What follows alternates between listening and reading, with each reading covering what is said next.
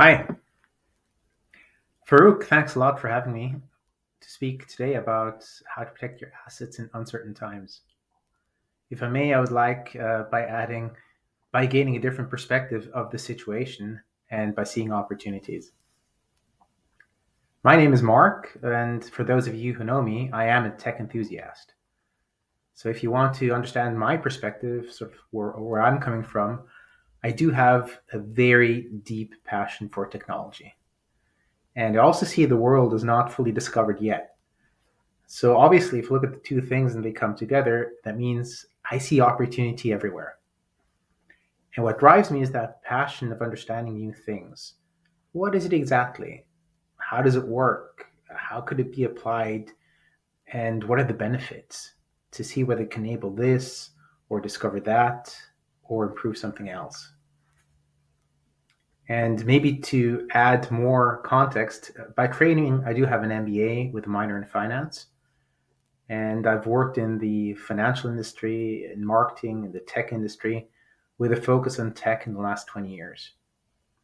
And to maybe also share a little bit about my professional journey after that, I've built and sold several startups in the last couple of years. And for more than a decade, I have been a jury member of VentureKick, meaning I was a jury member and also supporting and advising startups on what to do. And in that context, actually back in 2013 already, I did buy a company which was in so-called high frequency trading, and I brought that technology and combine it with AI algorithms to serve the advertising industry, applying knowledge from the financial industry in the advertising world. So just to give you a little bit of idea of who I am and what I do. And with that, today I'm helping companies around topics around AI, big data, locational intelligence, and Web3. Good. With that, I'd like to frame today's speech. So, like, what am I talking about? What not? And first, I need to set straight I will not give you any financial advice. I'm also not here to make any political statements. And I'm not pretending to be a financial expert telling you on how to invest your money. However, what I want to do and what I want to achieve today is to share with you my perspective on things. So that with that, I hope that you can gain a new vantage point and go from knowledge shared to insight gained to hopefully additional opportunities or options in which actions to take. And that can apply maybe for you personally or professionally. And also, if you'd like to connect, feel free to contact me if you need a tip, connection, whatever. Happy to help if I can. With that, join me on the journey into the past to then look at the present and also the potential future in that sense. So please take a moment, and please, all of you on the call, please close your eyes and go back 15 years in time. Okay, from 2023 down to 2008. And now imagine, what kind of device were you holding in your hand? What did it look like? How did you interact with it? And now open your eyes, please. And now look at the smartphone you have probably in your desk and look at the brand. It's most likely a completely different brand. And maybe one of the reasons for that is that we see typical technological cycles which last about 15 to 20 years. And obviously, back in 2007, 2008, there was one new cycle starting, and that was the smartphone era, as we call it. And which was preceded in the 90s by the internet era. And now we're entering the next phase, which is around the top of Web3. Now people are saying AI for obvious reasons, but we need to understand that things happen in cycles. And therefore, I'd like to cover sort of like the topic of the speech. I'd like to look at the last cycle and therefore go back to 2007 and look at what kind of stocks performed well during that time. Okay. And if you look at the stock market back in 2007, obviously very different, but three stocks stood out during the financial crisis because they performed really well. I'd like to go through all three of them to see what they have in common, what we can learn for our current situation. So the first one I'd like to pick out is obviously, or maybe obviously, Apple.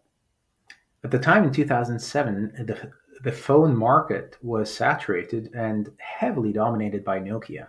And many of you probably said or thought about Nokia when I asked the initial question. So Nokia just had launched the N95, which actually happened to become a very successful product, which outsold the iPhone in the first couple of years. It was sort of like their last big success. However, Apple had a very different concept and a very different view on what a smartphone can or should be. And while many consumers still use the phone in the traditional manner of calling and texting, Apple saw or believed to see a change in user behavior in terms of increasingly using it to interact beyond just calling. And the prevalent user experience, with the keys, um, seemed inadequate for this new world. And they launched the iPhone, little to many in the beginning, but ultimately it happened to redefine an entire category because it didn't just follow the trend which others had done year after year after year, but they actually followed the user behavior and looked at what users were actually doing. And they dared to redefine how that experience should be in the future. So they had a hypothesis and they went all in. They went as far as even rebranding from Apple Computer to Apple on their very first new product. They rebranded away from Apple Computer to Apple. And the rest is history. So this one example of a company who followed in that sense the consumers very successfully. The other example I'd like to illustrate is Amazon. Amazon, as we know it today, was very different back in 2007. They had started, as you know, as an online bookstore in that sense. However, in 2007, they launched a completely new product called the Kindle.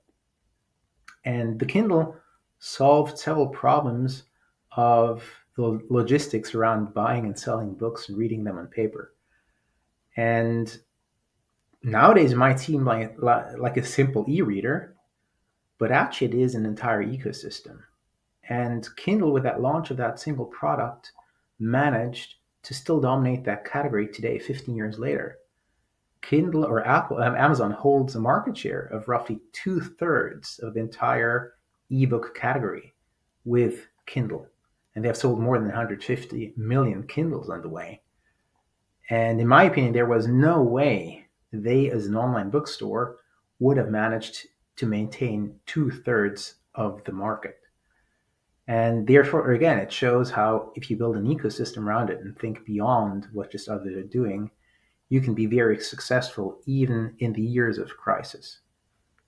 So that was example number 2. And the third one is the more entertaining one, I guess, and that's the example of Netflix, which many of you will know. Netflix was all about renting movies via via a postal service. So they were sending DVDs all around the country, or all around the countries, started in Canada initially, but they were bound and hamstrung by the physical limitations of a mail service. And so in 2007, they actually dared to reinvent their own business model, and they started with streaming services, which at that time was very new. However, today, streaming movies and buying movies online is normal. That's the default mode of operation. But they dared to branch out of what they had been doing and actually cannibalize their own sales by reinventing the category. Now, if you look at these 3 examples which I just gave you, Apple with the iPhone and the iPhone App Store, etc. You have Kindle with the Kindle Reader, with the Kindle Publishing, with the Kindle Store, and Netflix with the movies, movie creation, and their store. In tech terms, they're actually completely different examples. However, what they all have in common is they're all looking at changing user behavior, looking at impact on business models, and they went out to redefine the category. And if you look at the bigger picture in a crisis, it's actually the perfect time because companies need to focus. And they all managed to get an early in. So they're trying to understand the changing user behavior. They're experimenting And then once they felt they had understood what consumers wanted, they built the product and doubled down on it and ultimately succeeded. And all three evolved from a simple product to an entire ecosystem. So that trip down memory lane in terms of what happened in the past so that we can learn for the future. Now, let's briefly look at the present. Where do we stand today? On a personal note, I believe that money is information. Many see money as money, something which is a token of value, which you use to transact. So you want a can of Coke, you pay $1, you get that can of Coke. You want an iPhone, you need to pay more dollars, but ultimately it's just transacting products, basically exchange of goods via money. And entire businesses have been built around that notion. Now, I see money as information, and let's just take the M0 as a monetary base, because ultimately that represents value. Money and transactions show what the needs are. It shows also expectations of consumers. And in a certain way, at this present time, we have a serious problem with that information, which is the information character of money is skewed because since the financial crisis, M0 has grown by 13.5% every single year. And that means that the central banks, essentially with printing money, have been putting their fingers on the weighing scale to make sure that it didn't go in the wrong direction, in their opinion. And we're actually looking at quite a big issue in the economy, or a looming issue. I hope not too bad. But I don't think we need to look too far to look for a crisis. We don't need to look for wars or supply chain issues. We're basically sitting in a slowly boiling cooking pot because that money needs to go somewhere.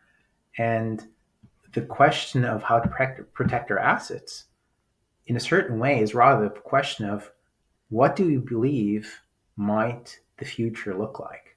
And who do we believe can create and survive in this kind of future?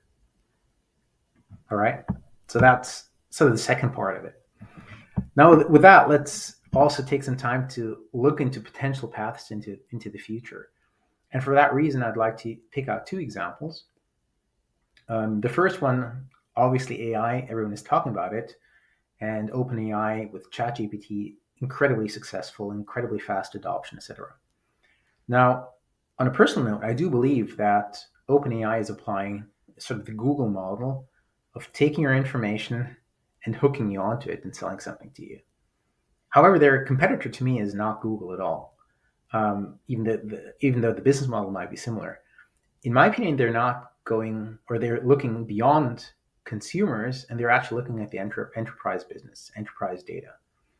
Because if you look at it, companies protect their assets, they protect their data, they protect their know-how like hell. Okay, they have all their security protocols.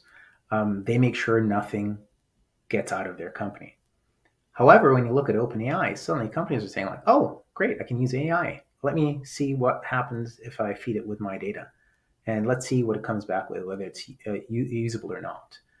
And then they hand some data to OpenAI, and the results come back, and they're like, "Yeah, the results or the quality of results, they vary tremendously." So they fine tune, tweak, basically giving the information or the know-how to OpenAI what a good result looks like and how to refine the model to get to that good result.